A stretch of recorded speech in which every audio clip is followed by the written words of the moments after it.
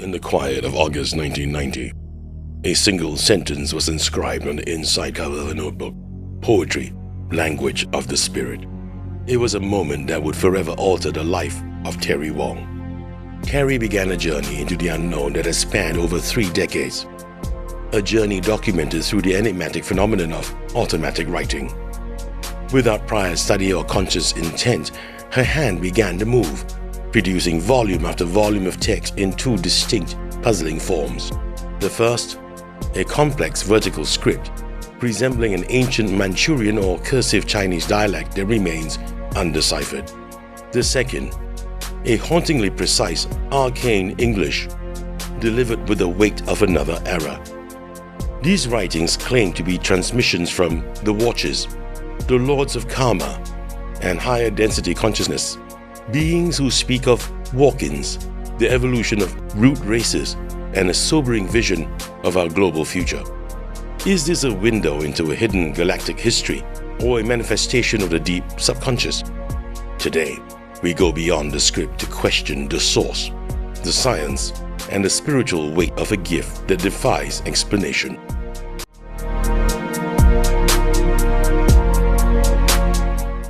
I had some friends, you won't believe it. Try me. 2 or 3 of them Yep. are lawyers and they have secret life. They believe in UFOs and they wanted to use CE5, the protocol, to call the aliens to appear. So you know about CE5? Only after that, these friends of mine, they were talking about UFOs.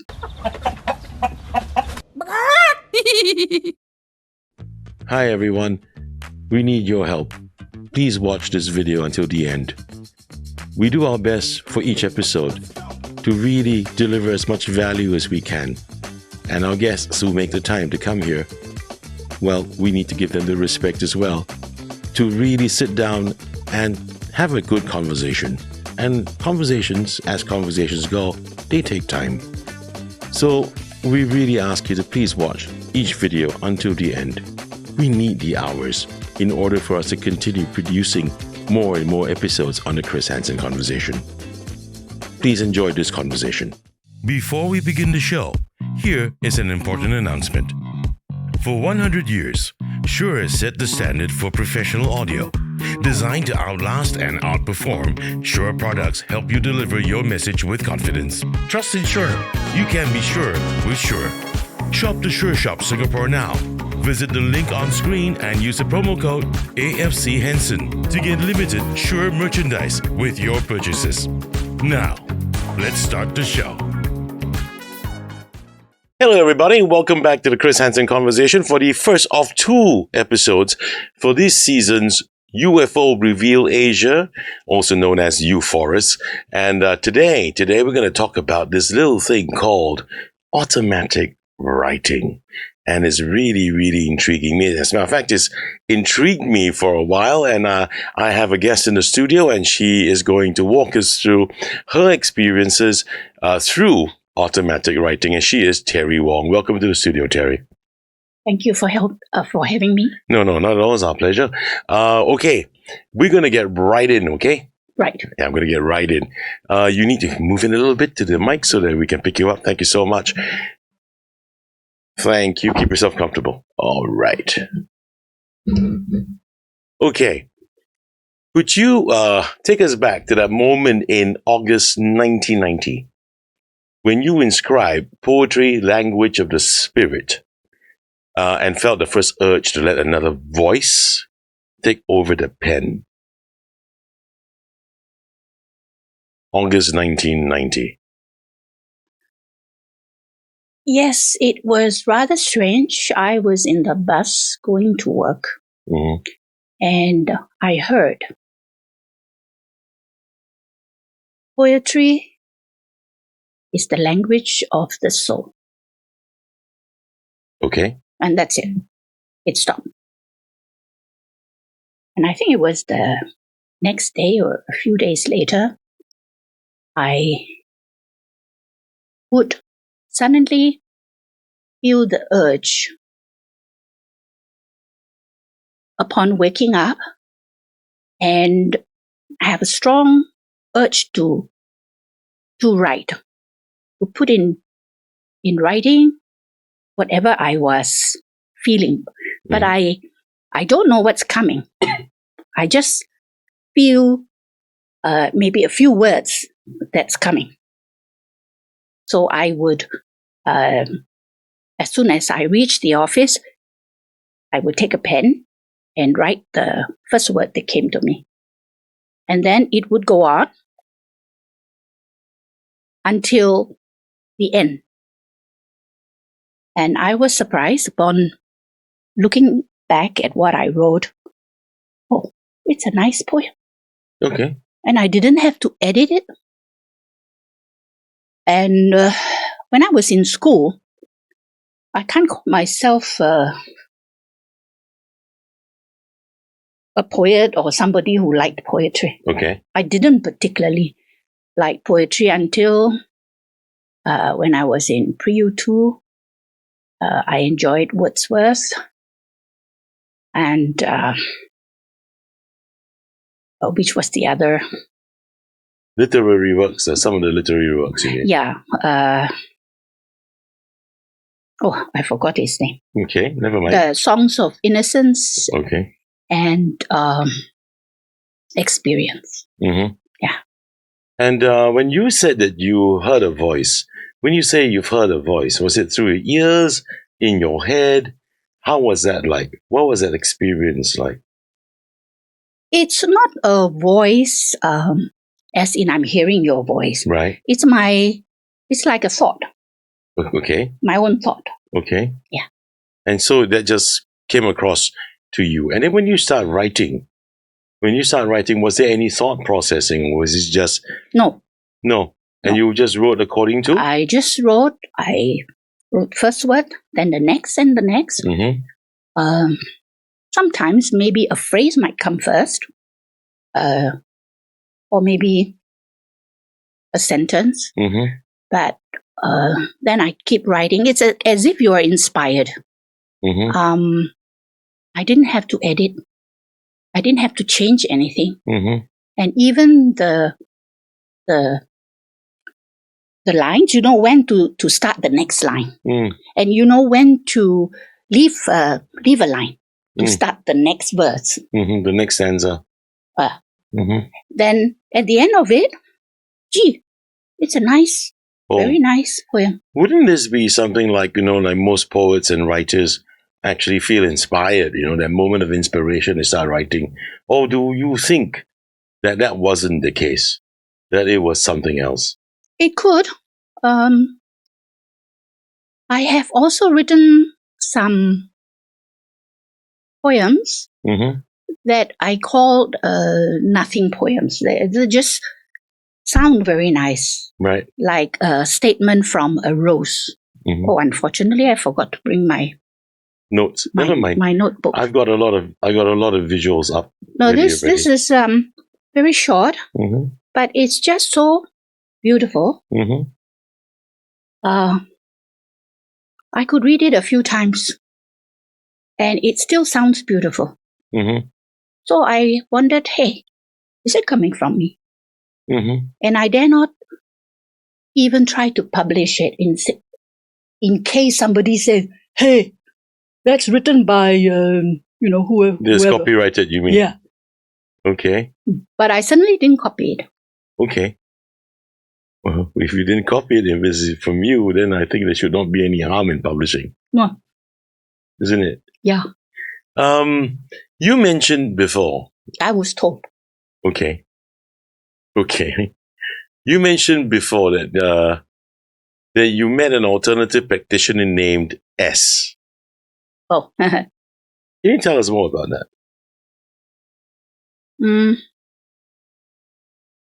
Well, he was a naturopath. A naturopath? Yeah. What's a naturopath? Holistic doctor. Okay.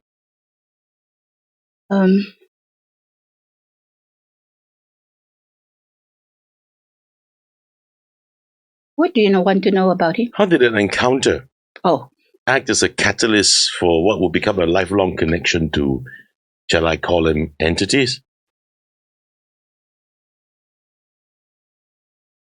Well, actually, it didn't start there. It didn't start there. Okay, then tell me the story. How did it start?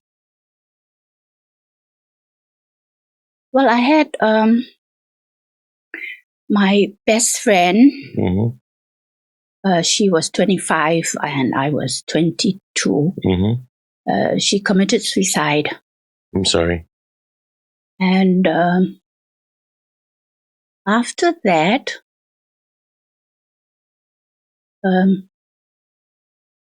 things changed for me. After I got over the grief. Okay. But even during when I was grieving, I was crying. And it was lunchtime, and my mother, she put my lunch in front of me, and she said, "Hey, stop crying. Eat. So I was still crying, and I was eating mechanically. But I felt strange. I felt there was somebody from behind me sort of hugging me like this. Okay. So I thought, well, I didn't think anything of it, but it was very comforting. It was like maybe an angel with wings covering me. Enveloping you. Yeah. So it was very, very comforting, but I didn't think much of it. I was still crying. But I was very aware of it. And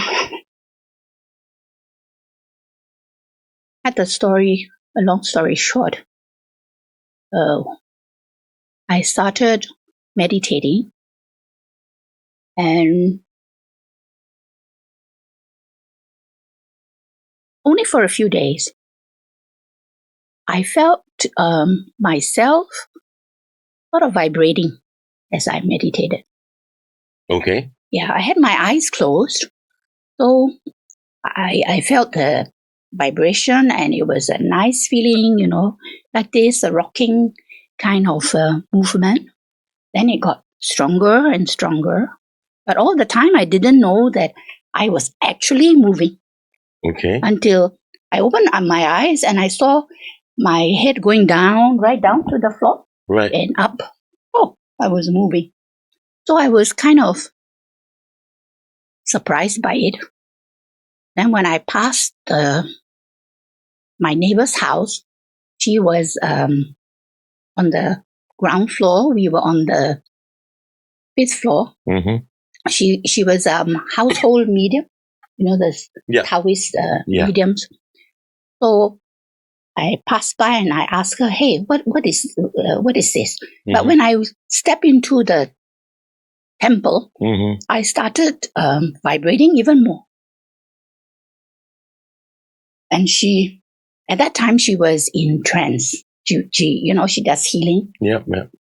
And she said, "Oh, your deity wants to use you as a vehicle for healing."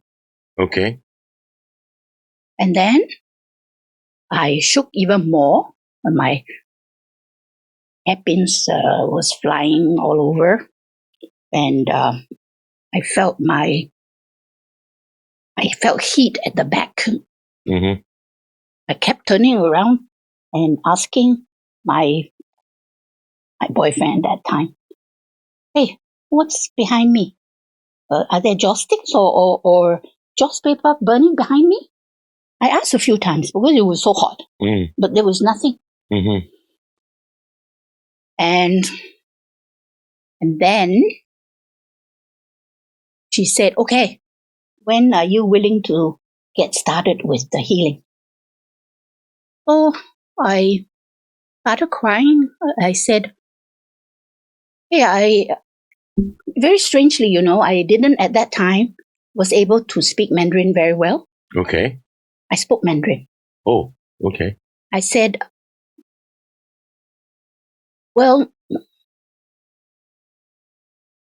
I said, "this is 这是我做人的目的." I didn't even know what 目的 was. But in the morning, This was in the night, yeah. Mm-hmm. But in the morning when I woke up, I had some Chinese words Mm-hmm. going through my mind, Mm-hmm.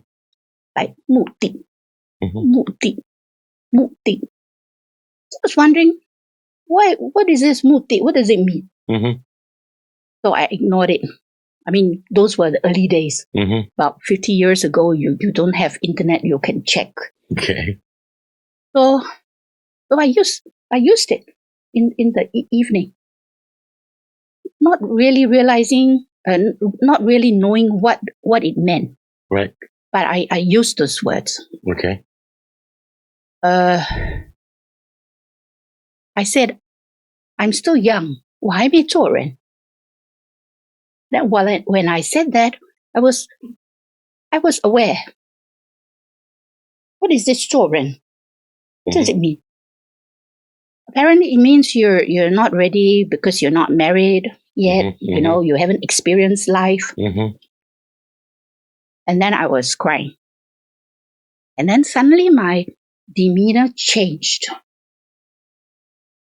I became very regal. I felt a queenly presence, Mm-hmm. which came and said and told the medium, because she was pressing me at that time, do not ask when. When the time comes, I will come. Okay. Then she went off. Right. That was about 50 years ago, half a century ago. Okay. When did you then start automatic writing? How did that happen? What were the origins of that happening? Would you tell us more? Well, I think it came about in 1990 Mm-hmm. to 1993. Those 3 years, I was very prolific Mm-hmm. with the automatic writing that nobody could read. How did it begin? How did you start doing that? I just wrote. But first, of course, I was writing verses that I could read. Okay, the poetry. Yeah. Like what happened? Yeah. Yeah. And then after that, I found that I could write what looks like Chinese characters, Mm-hmm. but nobody could read. Mm-hmm. But they look like very cursive Chinese characters. Right, like this one, the Kai, the image one, please. Like this. Yes. Okay. So when we look at this vertical flowing cursive, what was your immediate reaction the moment you actually penned this down? What was your reaction like when you saw it? So it looked like Chinese, but was it Chinese? I don't think it is. I think it's somebody, Mm-hmm. a lawyer friend. Mm-hmm. He checked some scripts Right. in the internet. He says it looked more like old Mongolian. Mongolian. Yeah, old Mongolian. So how did it feel like when you penned this down? Did it feel like a foreign intrusion, so to speak? No. Or a forgotten memory? What was it like? What was the feeling that went through you? Well, it felt very natural. Somebody said, "Hey, it could be muscle memory from a past life." Okay. And I think that Mongolian is probably right, because a few times I passed by some Mongolian restaurants, and they have this old Mongolian writing. Right. I think in Plaza Singapura. I passed by and I saw the Mongolian writing, and I got excited. I didn't even know it was a restaurant. I just got excited by looking at the writing. Right. I don't know. I didn't know what it said. Okay. Yeah, but I suppose. But it looked alike. It looked like this. Yeah. Some people describe automatic writing as a flow state. Like you just keeps flowing. Yes. Is there any physical or mental sensation, signaling that that someone or something is being ready to communicate to you? Anything like that? I know you have this sensory vibration earlier on in the story you told us, but that's not because of writing. But for the writing bit, is there any kind of sensation you feel, both physically, mentally, or even emotionally? Well, I recognize the vibration now as a higher frequency. Oh, wow, that's interesting. When you say high frequency, what do you mean? That I've become more aware, and it goes higher, and then you become really super conscious, and you become very, very conscious. Like I go back to the temple experience. Yeah. After that, for the next few days, I became very, very aware. Right. And I could see 360 degrees around. Okay, you need to explain that to me. Even behind my head. And I didn't even have my glasses because my glasses had flown off. Okay. Yeah. So I could, my eyes closed. I could see 360 degrees around. Can you imagine it? So you're saying that you've got full awareness? Yeah. Okay. And full sight. Full sight. What do you mean by your glasses has flown off? Well, I was in a trance. I see. So I this was is shaking. a transit. At that time, my glasses had flown off because I was in trance. I was moving. And you were writing? No. I wasn't writing yet at that time. Right. But I'm trying to explain this frequency. The frequency bit. Okay. Yeah. Okay. And the awareness. But when you're writing, do you feel that frequency? Do you have the same conscious awareness? Yes. It's a different frequency. So that's a different frequency. Yeah. I was more aware. Right. Yeah. Not like like right now I'm feeling so sleepy and hot. That's And you're still feeling hotter. I thought the room's cooled down already. But when I am in a higher awareness, and there are different levels I can feel. Right. And things will happen. Like the writing, I would need to go into a higher frequency in order to write. So although I could write at any time, but I would sort of have to concentrate for a few seconds. Right. Yeah, to reach that frequency. Okay, so it's a deliberate thing. You try to achieve that frequency, then you start writing. Or is it something not really. that hit you? It's an impulse. It's an impulse that calls you. Right. Yeah. So there's somewhat of a calling. You feel that there's a need, an urge to write. That's right. Right. Okay. You, of course, before you coming here, I had to do some research on you, and you've ever mentioned previously to someone else, perhaps, that if you feel a flow of energy moving around your heart when you write, you recall saying anything like that? Because someone picked it up. Not the heart. Like it's really the whole body. The whole body. Oh, okay. Yeah, especially the head. The head. So when you're saying that this flow of energy, what do you think that is?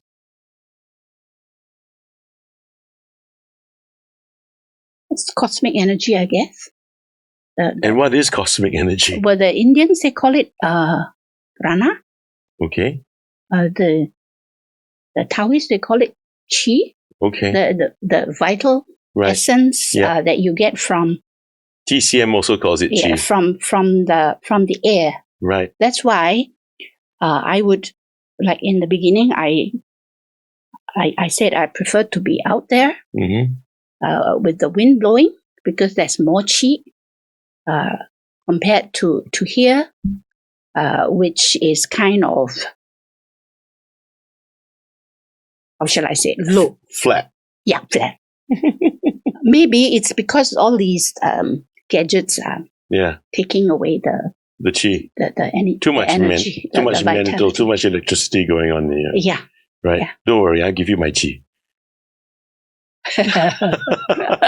Yeah, you need the chi. Here we go. Yeah. Kai, flash image 7, please. This is taken from November 2019. There's a page of your diary. I find this fascinating. We see a medical appointment and a meeting at Kim Lee Kopitiam. But then these symbols take over the margins. What? Can you explain that to us? Out of the blue, in your diary, we're scheduling and everything there, and then we've got these symbols appearing. Between 1990 to 93, that I told you I was very prolific in the automatic writing. Right. But because nobody, unless they were archaic English, anybody can read. The mysterious writing, nobody could read. So I stopped writing. But what's the point of writing when nobody can read? Neither Not can even, you, right? Yes. Yeah. So I stopped. And then once in a while I would write. Okay. And which date was that? This was in November 2019. Oh, 2019. Yeah. I felt that, heck, even if nobody can read, I just felt the impulse to write. So I said, okay, no ceremony. I will just write. Because I was a salesperson. I used diary, and my diary is A4 size. Yeah. So I said, okay, I'll just write on the side of the page. Right. And I did for about 10 days. Okay. And then I stopped. Okay. As mysteriously as it came, I stopped. Okay. And very strangely, a few days later, my son, he arranged for an appointment. He made an appointment with this numerologist. Okay. And she happened to be very psychic.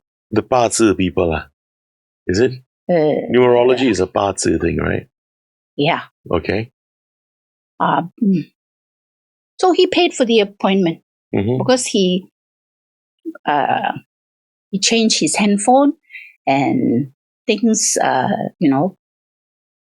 started to get better. Yeah, worked out for him.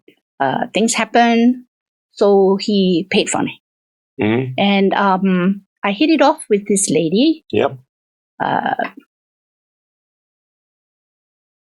So I asked her, can you read my writing? I asked everybody. Yeah, okay. And then she said, well, try me. So we went back to her office, and that was during lunch, I asked her. So after lunch, we went back to her office, and I wrote something and I showed her. And then I said, I can also do hand movements. Right. Which is, they call them mudras. I was also very mystified. I don't know what they meant.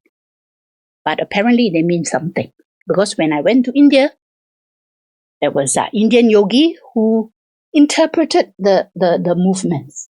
Okay. So I told this lady I can write very big calligraphy as well.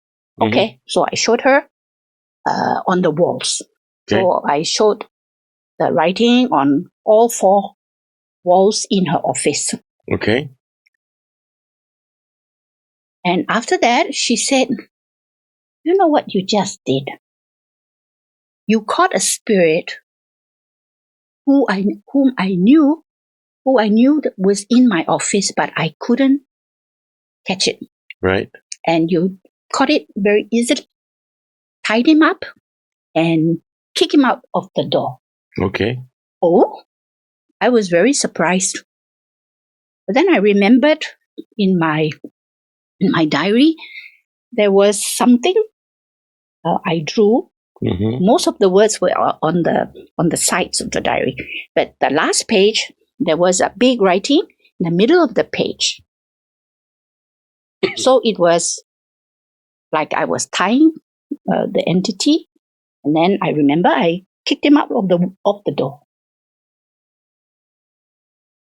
But she was the one who explained to me. Okay. So this is more supernatural than it is cosmic?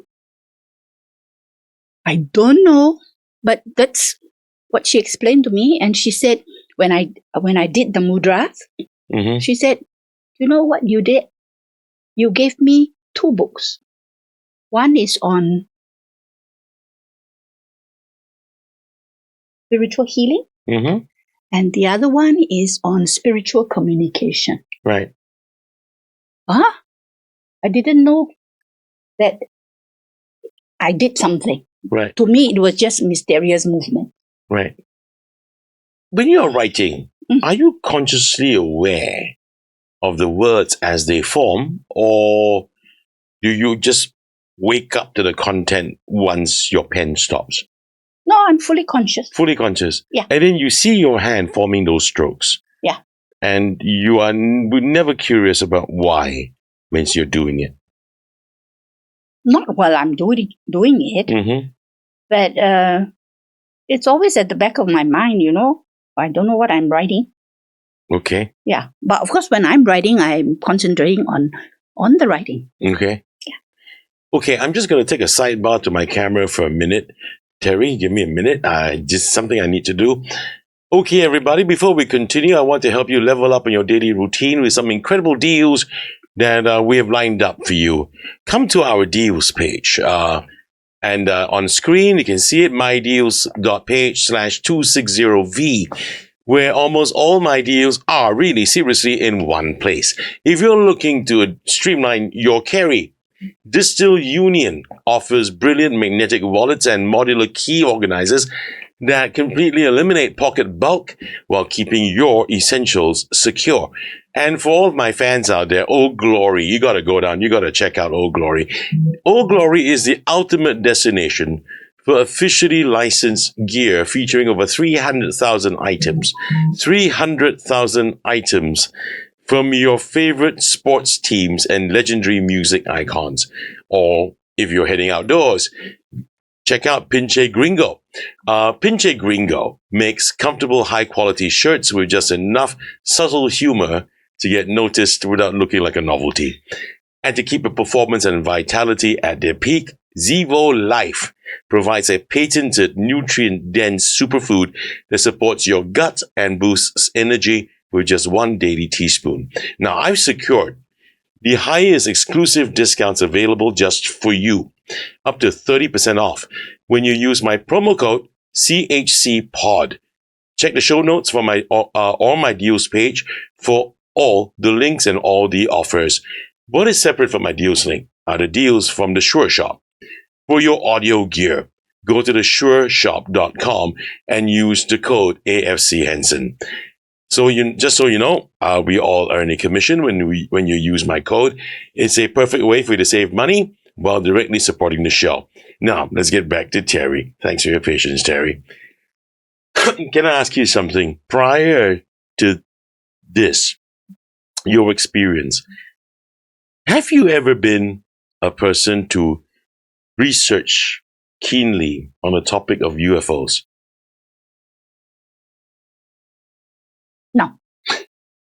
I know that we're going to talk about the Watchers. I know that that's something that's definitely something that you have encountered. Have you ever heard of the Watchers before you've encountered it to begin with? No. Then I got something to tell you. That was before I was Christian. So I never even heard of the word. Okay. Let me tell you why. Let me tell you why I'm so interested in that. Because in the world of ufology, there have been so much talk through the decades about these beings called the Watchers, in case you haven't heard. And when I was reading stuff... Now I have. You see, when I became Christian in 2003, right, and I started reading the Bible, and of course I came across Watchers. But before, I didn't know what Watchers were. Okay, but in the world of ufology, there have been a lot of stuff, even online, about the Watchers, and this is not unheard of in that phenomena. And then there's also this thing that you wrote, the Confederation of Planets. There's also this thing in ufology that people believe, that there are theorists who believe that there is a galactic federation made up of different alien species that's trying to protect this planet. So when I read the stuff you wrote, that really, really intrigued me. So I'd like to ask you, tell me the story about how this happened. How did you come across the Watchers? That, I believe, was sometime in the 1990s. In fact, before that, 1989 or something like that. I had a few friends, including this S. The naturopath. Yes. Yeah. They were at that time into regression. Past lives. Past life regression. Yeah. So they invited us to their house, he and his wife, for some discussion and regression. Apparently, we had some connection with each other, they knew. So that's how. And the subject of Watchers came up. Yeah. How did it come up?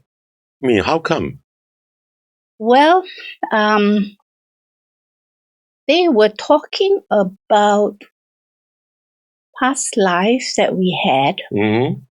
And what was strange, I said we had some connection. So the regression wasn't just like they were trying to regress me and another friend of mine. We were in it together. The strange thing was, each of us, we recalled our roles in those past life. It was in ancient France. Okay. So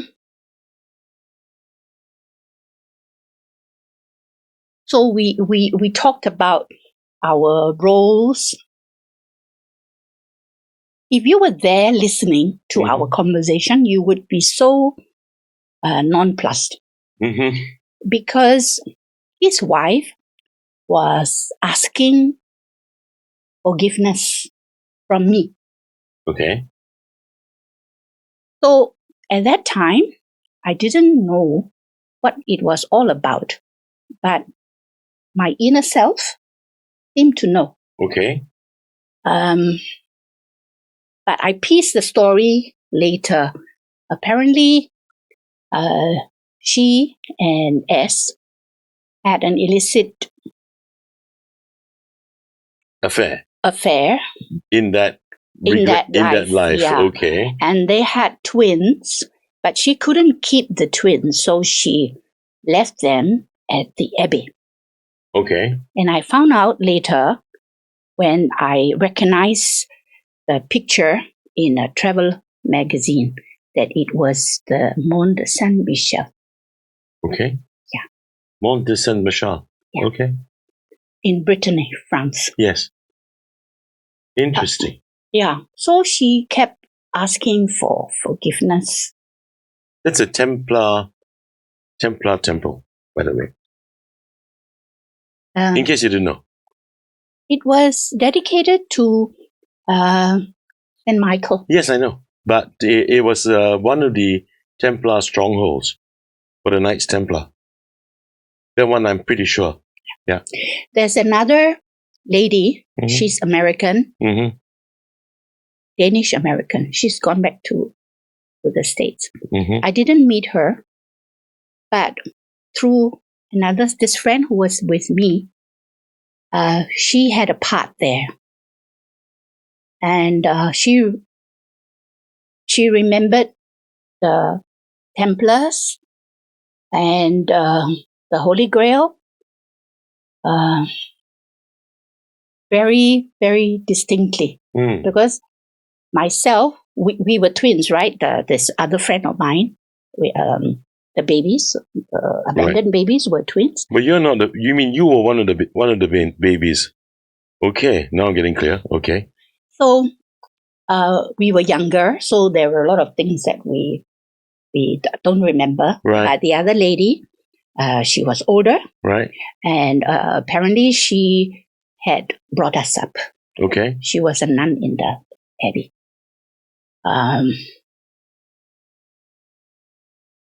So how did the Watchers come about? I'm trying to remember. Okay. I sent you what I wrote, right, about what the Watchers said. Yes, I have it here. And then at the end of it, they identified themselves as we are the Watchers. Okay, yes, I have it here. Let me read it. We are a confederation of planets. Which planet representative do you wish to connect with? We have connected with you before. We are the Watchers. We have been watching over Earth to prevent self-destruction. Although we do not want to interfere with Earthlings' free will, we intervene to prevent destruction of no return. And then you channel a photo of a UFO. And then you had this, a donut-shaped spaceship, clean and uncluttered inside. And then it's written here, we are Andromedans. We are on regular patrol over Earth. Tom knew. Now, who's Tom? Tom is this other guy who had frequent, I call them encounters, with the ships, with the UFO ships. Wow. And he's here, Singapore. He's Singaporean. Yeah, he's the one I hope you would feature. I'm sure you will be happy to feature him. Oh, for sure. Tom knew we were here because we have good rapport with him. We are a collective group, last disembarked from Mars. Our purpose is to check on unwarranted intruders to Earth's sphere and to ensure Earthlings do not destroy one another. These are the people from the constellation of Andromeda. So, Tom, TW is Tom, right? Yes. And then no, TW is me, Terrie Wong. Okay. Then you wrote here, you asked a question, do you have a message to share with humanity? And then their response, was it, love one another as I have loved you? That's from Jesus. And they showed a rainbow, a promise made eons ago. And that's Noah, God's promise to Noah. And then you wrote, how can I be of help to you in your mission of guarding humanity? Of course, hence this connection, we will be in touch with you in the near future. Then you ask, will you be my guide? And the response is, but of course. Wow. And I'm intrigued because having researched so much and having done this show on the phenomena of the UFO and UAPs, we've heard of the Watchers, we heard of the Andromedans, we heard of the Galactic Federation, and then here you go. This is through automatic writing, correct? That you actually wrote all this, and it's to me it was intriguing because, and if you have not done research as you mentioned about all this and that phenomena, then it's remarkable because there's so much connection to the actual phenomena, to the topic we're talking about. And there's one more thing that I also like to clear up with you, Kai. Can we have image 2 up first, please? This. It's a geometric constellation, right? So this page looks like a map. It looks like a constellation. How did this come about? And what is this? Do you know?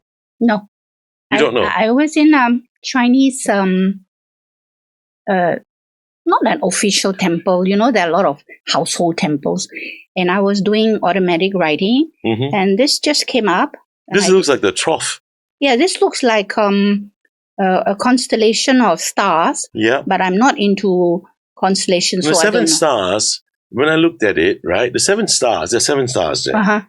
And it looks like, I can't remember this astrological name. I do know astronomical name. I do know the astrological name. The astrological name of that is a trough. It looks very similar to that. It was also 7 stars. But I wonder how come that one came about. So that really intrigued me. Can I have image 10, please? And then what's this? Oh, this was something I drew during art class. It's not a normal art class. It's what we do is art in meditation. Okay. It's like a little bit like automatic writing when you when you doodle or you draw. Right. You don't know the end result. Right. Yeah.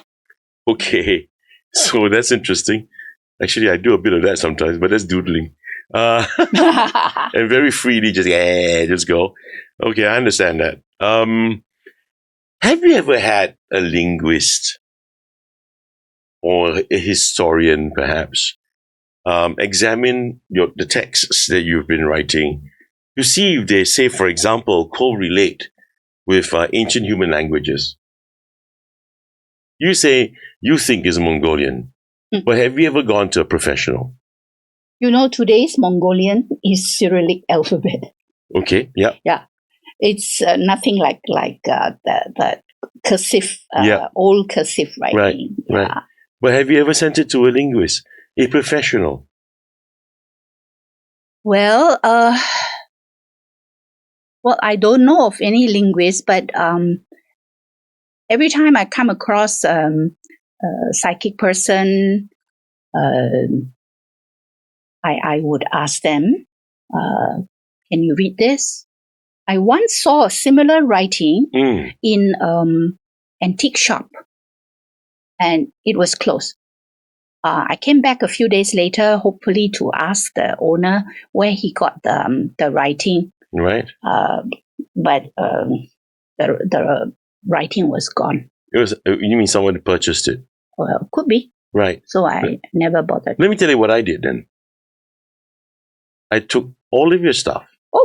And I dumped it into my AI. And my AI came back with something. And my AI said, the closest that it came to is Manchurian. That's close. Mongolian. Manchurian, Mongolian. Don't know whether or not they are close. Are they close to each other? Yeah, because they are the Manchuria and Mongolia. The Mongolian tribes. Yeah, there's Mongolia. Yeah. But Manchuria is a Qing dynasty, so no, the Manchurians are Qings. Yes, they are. They invaded China, then they became the Qing dynasty. But before they were nomadic tribes from Mongolia. Is Manchuria and Mongolia the same? Different tribes, they got different names. Okay. Kai, we have to look that up, Kai. Is Mongolia or Manchuria the same? But, it's a small matter. However, my AI said that it does seem more similar. It didn't confirm it to Manchurian texts. Yeah, ancient texts. Not the modern. Not anything modern at all. You also communicated with, did you feel any time that, for example, the watchers, when they speak to you, how was it like? How was it a feeling? Was it a thought? What was it? They spoke through me, and I wrote. Yeah, I know, but they spoke through you. Yeah. What's the sensing like? Did you, again, I'm going to ask this for a second time, do you hear them? Thought. So, was it your voice that you're hearing? You don't really hear voice. It's when you're thinking of something. I am Chris Henson. Yeah. Do you hear a voice? Not necessarily, right? It's your own thought. Okay. You don't. But how do voice you it. know that's not you? How do you know that it's another entity, if you will? Oh, I just know. You just know. Yeah, I just know. You just know that. And that anyway, it came through. It's the conversation. Yeah. Yeah. So No, I'm not doubting you. I just want to understand. It's yeah, I know. It's I face it all the time. But when somebody is talking to you, or writing something, Mm-hmm. obviously it's you can tell that it's from somebody else. It's not you. Somebody's talking to you. Okay. Yeah, but this is in my head. Okay. And then I had to reproduce it.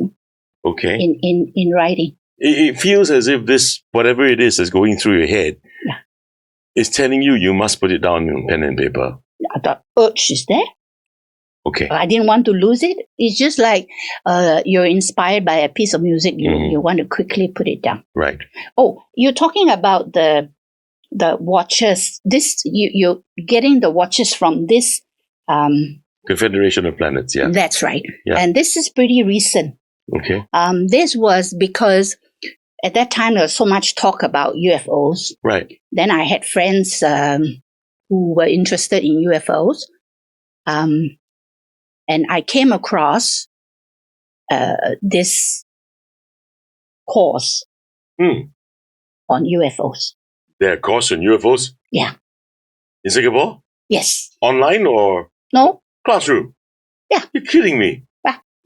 Where is this course? By who? By Orabel. Orabel? Yeah. So I attended her course. And Orabel's a person? Yes. So I attended her course because I wouldn't be doing things like this. I have no confidence. Some people are so daring, they would ask for aliens to come through and or play with the Ouija board. I have no such confidence. So I attended this course. Yeah. And then she guided us. So that's how these things came Let me ask you, Kai, we better invite this Orabel to this show. And what was the course about? In helping you connect with cosmic beings? Yes, but when you sign up, she would sort of assess you first. Right. Because you don't just take somebody off the street and say you attend this course. They may not succeed. Right. So those people who are interested, want to sign up for this course, would sort of have the word for it, has a propensity. A propensity, intuitive. Yeah. It's intuitive to do this. Now, part of the course when they teach you how to communicate with them, is it a lot of conscious work that you had to put in, like using your consciousness to communicate? Yes, but she's a good teacher. She guides us. So is it do they always emphasize to use your consciousness to welcome, to ask these beings to communicate? Yeah. If you look in one of the pages, you see her guiding questions. The one on World War III. Yeah, the one on World War III. Yeah, she guided me on who to address this query, what to ask them. Yeah. Yeah. Yeah, I know. I have this. I have to ask them. Yeah, but the reason why I'm asking about the consciousness bit is because there is a movement. It was on Netflix, by the way, by this very what's the word for it?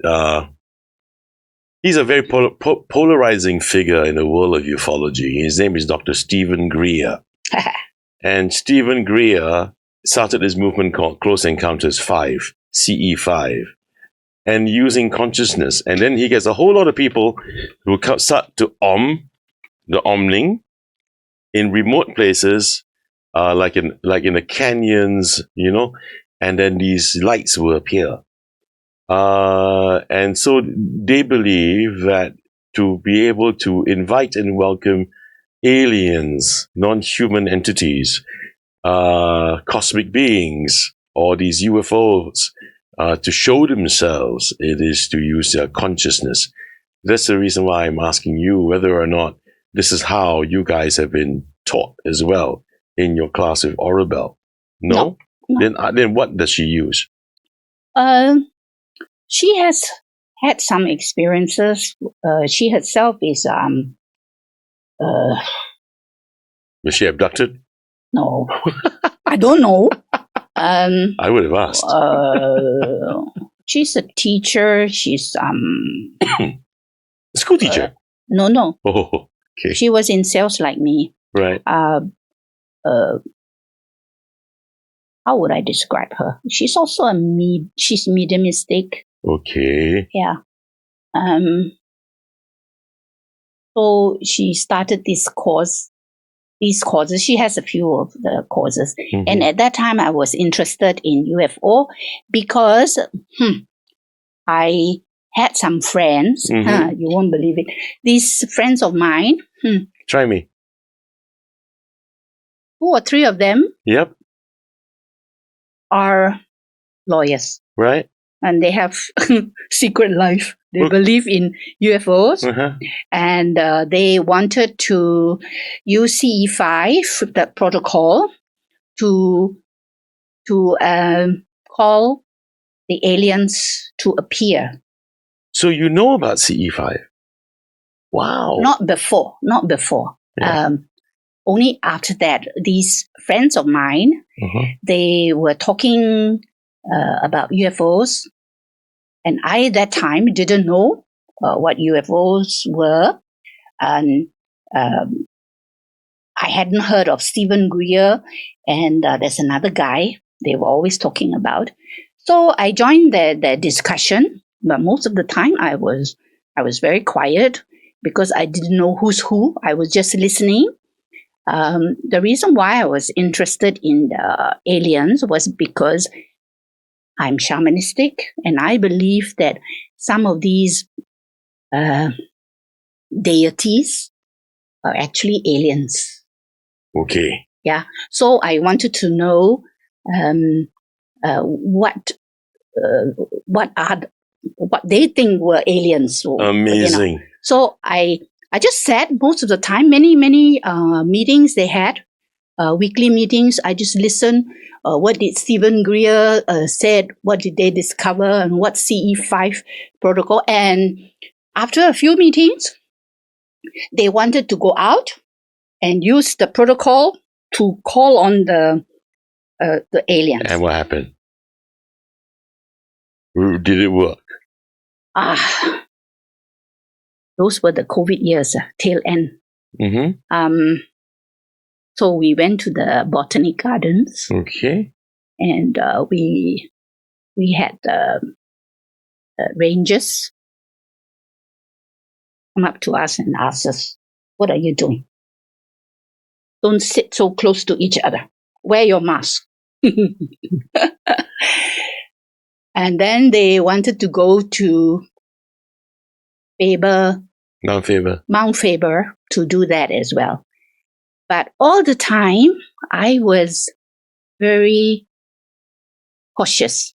Okay. And I was trying, these people were so gung-ho, you know. I was trying to dissuade them. Okay. But not overtly. So I said, okay, you guys do, I just watch your bags, okay? And maybe shoo the mosquitoes away. And I wanted to see how successful they're going to be. And if they are aliens, I think the aliens will come to me first. Okay. Come to, through me to speak. Because they are just ordinary people, not particularly shamanistic, in your words. Okay. Yeah. So nothing much happened. Nothing much happened. All right. But I was able to sort of no, I didn't warn them. I said, okay, I introduce you to Tom. And Tom, he had a lot of experiences with UFOs and spaceships. I get Tom to speak to you, okay? Yes, please. So they were very interested, Mm. and we had a big meeting at City Plaza. Mm. And Tom warned them off. And that did it. Because Warned them off. Because he was working in Citibank. And then after that, he went into his own business. He lived in Bangkok for a while. Right. And because Tom is highly psychic. Mm. Not like me. I mean, I don't see things. Mm-hmm. I only hear. He sees things. So he was able to talk to the monks, and there was, in particular, Professor Debenon, who was into UFOs, and he was somehow connected with NASA. Mm. Yeah. So they have this UFO sighting in one place in Thailand. Mm. But not all these meetings or trying to contact aliens were very good. There was one guy, he was saying he wanted to contact the aliens and nobody wanted to join him. So he went to the island himself. And then the next day they found him dead with all the blood drained from his body. Wow. Yeah. And this was in Thailand. Yeah. And this lawyer friend of mine, he was interested in UFOs, but his wife was mediumistic. She's Thai, and she had warned him, and she was like trying to, like me, trying to pull them back. But I didn't do it overtly because I was also interested to find out more about UFOs. So she told them stories. So after meeting Tom and all that, they pivoted. Right. Yeah. So I would just want to share this with you. It's amazing that you said that, in your opinion, that these aliens are like deities. It's almost not entirely the same, but almost akin to even the Vice President of the United States and a Congresswoman and a few others in the government of the US that said that they believe these things are angels and demons and blah. Because in the recent few weeks in the US, Congress, at Congress' behest, the necessary agencies have released a lot of declassified files and videos and pictures, of which we'll be covering in the next episode with my usual guests on this show for this topic. So this disclosure is happening, short of them saying that these things exist. So it is quite clear that they do. Yeah, it's already been officially sort of released. The documents have started to be released officially by the government in the US. So yeah. So the opinions of the VP of the states and certain Congress people is almost like yours, lah. Almost. Okay. Let me just read. But people like us, yeah, we don't need these files.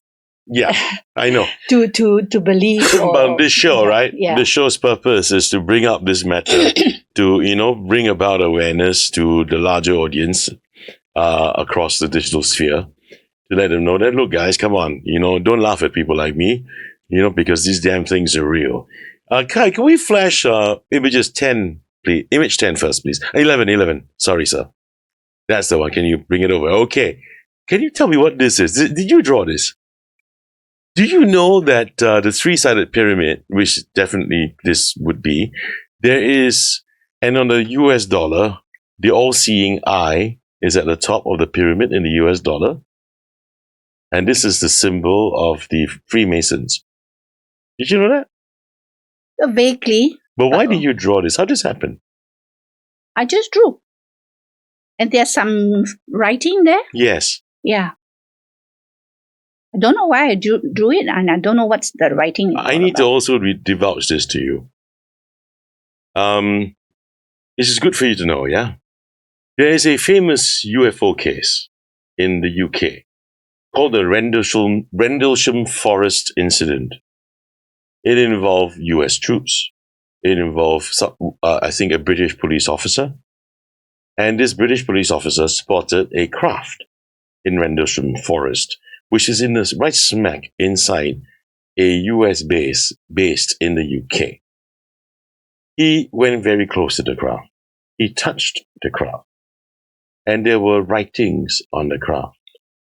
And the writings, well, the case file showed, his impression of the writings. When I look at that picture of the pyramid and the writings there, I can't help but feel there's some amount of similarity to the writing that's on the spacecraft. No, just want to tell you. Okay. But what when you drew this, you had no opinion of it, or any sense or any reason why, or what do you think you interpret that picture to be? The one in the pyramid and the all-seeing eye. Well, I don't interpret anymore because I don't know what's it all about. I know it has some significance, but I'm not sure what the significance is. Yeah. And I was just wishing somebody could tell me. Okay. Or read my writing. I would like somebody to tell me too. Because when I see these things, I have my own interpretation based on what I know. So let's talk about... Yes. We are supposed to appreciate that we don't know what we don't know. Mm-hmm. Okay? Mm-hmm. But I realized that for me, I don't know what I know. Mm-hmm. Things are coming out. And it seems that you do know it, but you don't. Yeah. Okay, I get what you mean. Yeah. Okay. So it could be from past lives, but I find life is like a mystery, and I'm a mystery to myself. Yeah, I think we all are a mystery too. Yeah. You had a query you addressed when you were attending that program with Aura Bell. A query addressed to the Confederation of Planets. And your query was... Well, she drafted the query. Oh, okay. She drafted it. There, and let me just read the draft. Okay, people, listen to this. The query that was placed to the Watchers, okay, in the Confederation of Planets. And this is it. Here we go. There are many on Earth who are concerned about the advent of World War III. They are in fear and anxiety. Would you like to transmit to humanity a message to help ease our concerns about this? How the Confederation is assisting Earth to ensure it will not come to pass? And what can humans do to alleviate this concern/anxiety?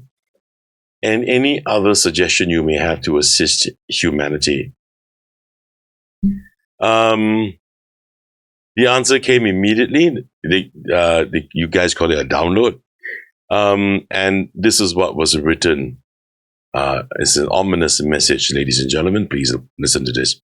World War III will happen. It is written.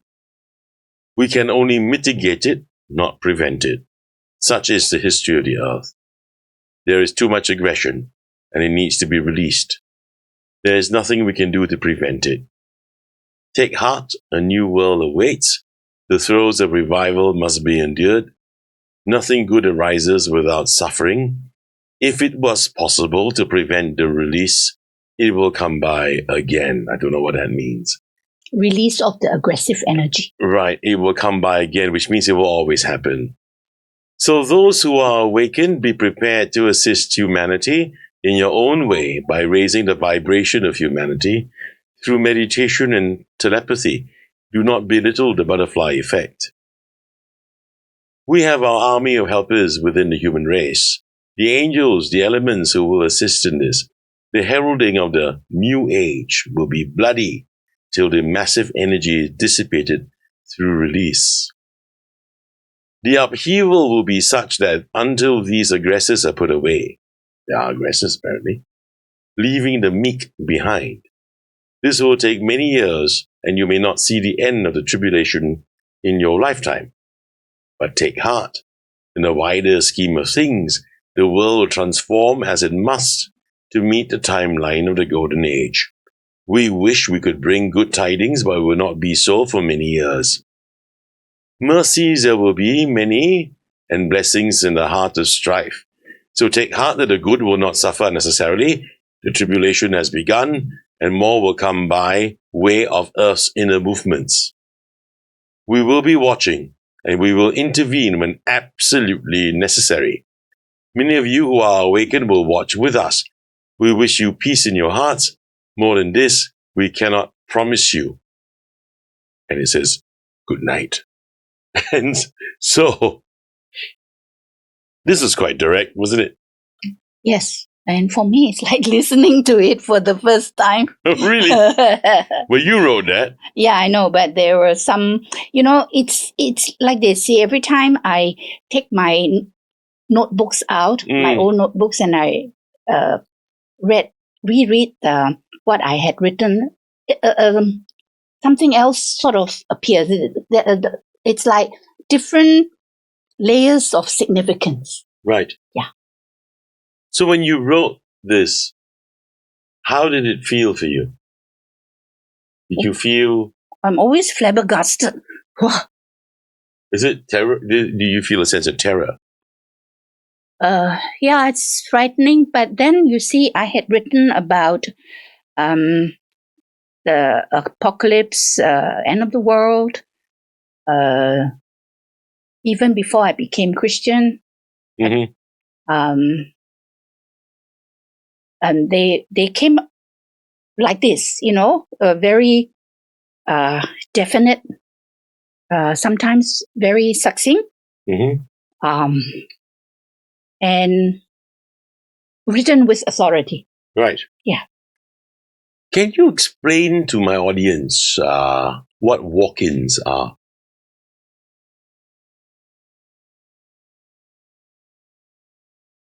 Well, we had a discussion going back to that time with my friend S and his wife. That was the first time I heard of walk-ins and the watchers. And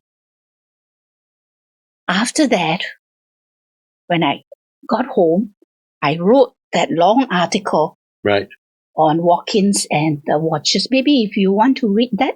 The walk-ins. The walk-ins and the watchers. Actually, I don't have the one with the walk-ins here.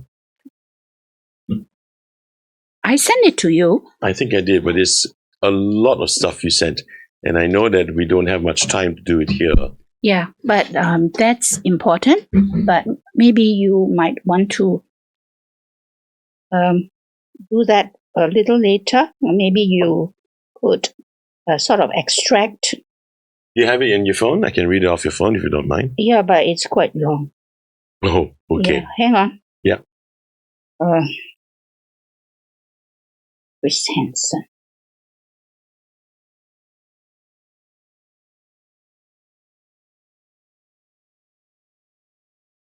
The walk-ins.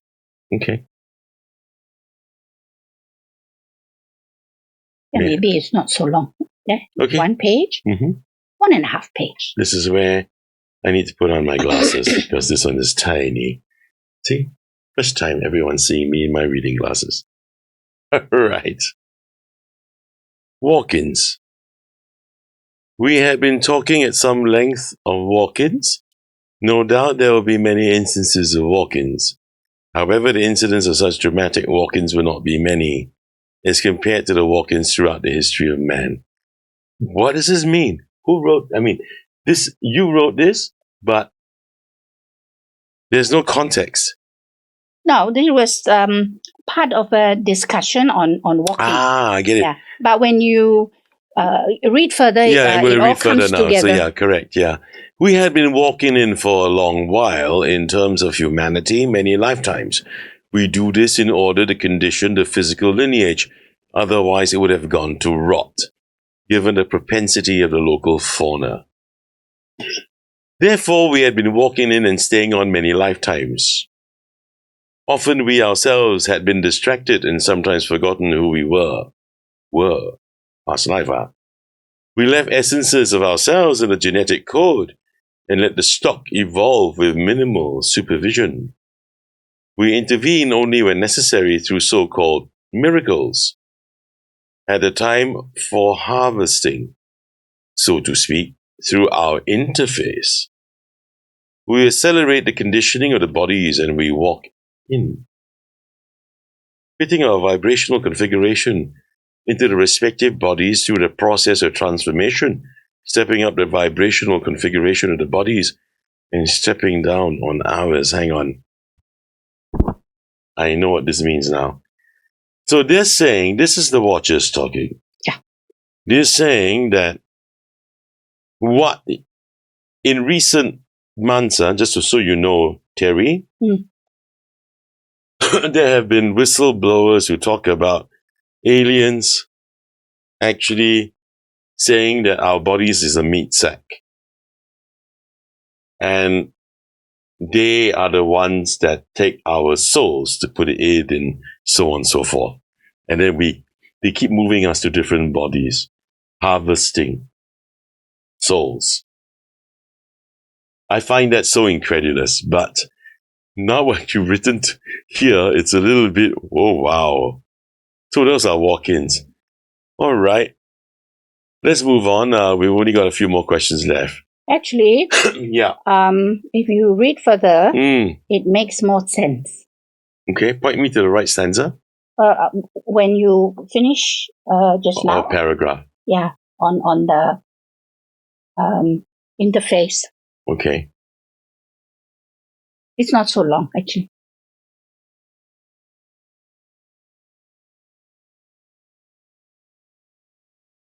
Now, this is not a one-to-one process. Each of us is capable of activating a whole culture of humans. The colonization exercise has been barely one-third successful by our standards. Those of us whose vehicles have been more or less successfully conditioned must in turn help condition our brethren to reach this one-third figure. Those whom we are unable to accelerate the conditioning by the year 2020 will be transformed and transferred to an older galaxy to develop. Amy. Oh, that is the wife of S. Right. Because it's a conversation. You are right about a walk-in having no emotional ties because there are attachments resulting from karmic involvement. Whereas our physical bodies, that is consciousness, may have such sentimentality, we have none, for we are beyond all these. These are playthings of childhood. We love, but universally. The Bible states that man was created in the image of God.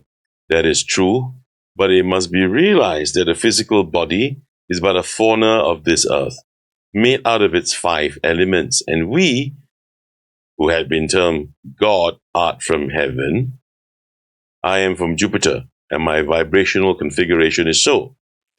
The soul essences of those present have been from many dimensions, as the earth had been colonized by 5 different groups with different vibrational frequencies. The next root race. We will take humanity on to the next root race. It is our duty. Mankind are truly sons of God, being our own children, each containing a little of our essence. In the next race, more of ourselves will manifest and stay, because the bodies will be more conducive to our rate of pulsation. Mankind will rise out of its somnolent stage and increase in consciousness, closer to what we had been ourselves in Atlantis. Wow. We will then move on. We are on our own path of evolution to infinity. We will continue to supervise mankind and will walk in again whenever the need arises. We are the fathers of humanity, the Watchers. Wow. Thank you so much. My goodness gracious me. Vibration, vibration, vibration. Harmonics, harmonics, harmonics. Frequency, frequency, frequency. How often have we ever talked about this on so many episodes of this series on my show? All the time. This is quite something. Terrie, you've recently resumed automatic writing after a hiatus. Am I right? Why do you think the channel has opened back up at a specific point in time? I think it's the reason is because we are approaching the end times, and my memory of my past life originated from my origin planet. Which is where? I called it K142. Kai, can we put the painting up, please? It's an exoplanet. It's disintegrated, and the inhabitants and myself, I think I was the last to leave. Leave the planet, you mean? Leave the planet.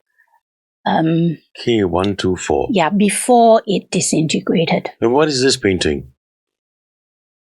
But I'm going to put on my glasses. Sure. Because I have it labeled as K124. Yeah. I wrote it down also. But what is that, actually? What's that painting? It's my origin planet. So that's the interior of the planet. Well, I really am not sure, because this was done in that class, the meditative art. Right. So right. we just But you know that there's K124. Yeah. Or some interpretation of K124. Yeah. Okay. Yeah. Tell me more about this. So you were the last to leave. Yeah. But I don't have much more info. I'm waiting for more info to come. You know, information does not always come all at once, and sometimes takes years before I could meet the dots. Right. Yeah. So before you can connect the dots. Yeah, connect the dots. I'm trying to write a book on K142. K142, 142. 142. Okay. And I'm trying also to write about what the past lives that I do remember. But I remembered the past lives, 5 or 6 past lives, quite in detail. But K142, I don't have enough details. Right. So that's why I never started. Right. Because that was the first one that should come down. So there's really not much you can say about K142. Except that it was a planet that was disintegrated. And you don't know why and how it disintegrated? Not too sure, but I think the history of Earth and our aggressive propensities to killing one another and the destruction of Lemuria and Atlantis, I think they have common threads. Sorry, the destruction is the first one. What, Lemuria. Lemuria. Okay. And Atlantis. Yes. And some of the... Lemuria, yeah. Yeah. The earlier civilizations, they have common threads. And I think that myself... The aggression, you mean, the violence and aggression. Yes. Myself being born at this time, I'm not sure how I could be of help. But I believe there's some significance. Right. And I should get the book out. Okay. Yeah, I'm just waiting for more info to come. Okay. Yeah. The rest of the past lives, I've got it in writing. Right. Because I journal a lot. Okay. Yeah. You imagine so much info came on the walk-ins and the watchers. Yeah. And that was after the discussion. The next day, I wrote that down. Yeah. I had to quickly write it down before I forget. Yeah, because some of the things I don't even know exactly. But I'm talking about interface and frequencies. But the language is written. I mean, the language that the English grammar, the vocabulary is a bit archaic, no? Well, I would say that it's actually very good. But your spoken English is also excellent. Yeah. It seems like your English is really quite there, isn't it? Or do you think that the writing that you put down is in your own words, or no? You're still sticking to your guns about that. Okay. No. Would I speak about things like that? I've only just met you. That's the reason why I need to be a little bit more investigative. Okay, Terrie. So let me just ask you. You mentioned this is the last thing I want to ask you. Okay. There were verses on Odin. Yeah, I realized. I mean, at that time, I didn't even know who Odin was. Yes, and the Greek mythology behind it all. You discovered it only after the fact. Yeah. Okay. A lot of times it's like that. I didn't even know who the watchers were. Okay. Now. That was before I was Christian. Okay. Yeah. So you were saying earlier on that when you go into automatic writing, there must be this urge. Can I ask you a question for the camera? Do you have the urge to write now? I can write anytime. So if I were to ask you to do a demonstration, can you do it? Sure. Okay. This is where, ladies and gentlemen, we're going to stop at this point, and then don't worry, for you, it's going to be seamless so that we can prep the camera for plan view. Kai, let's go. Okay, Terrie, let's take a look. You can switch camera to her too.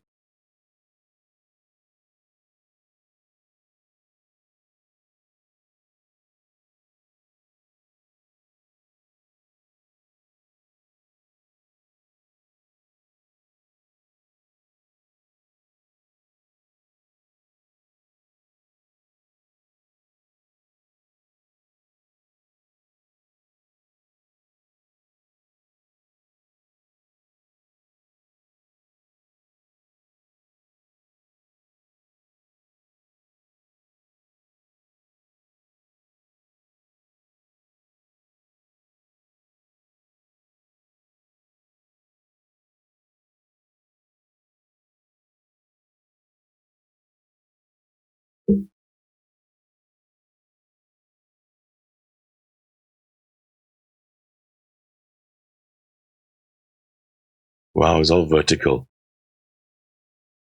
Like Chinese, from right to left, vertically down.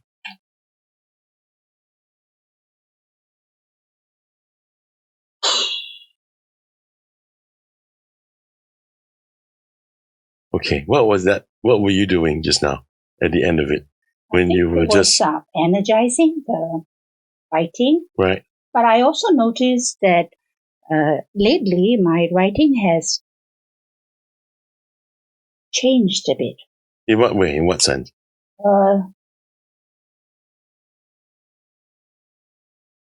They look less like the ones before.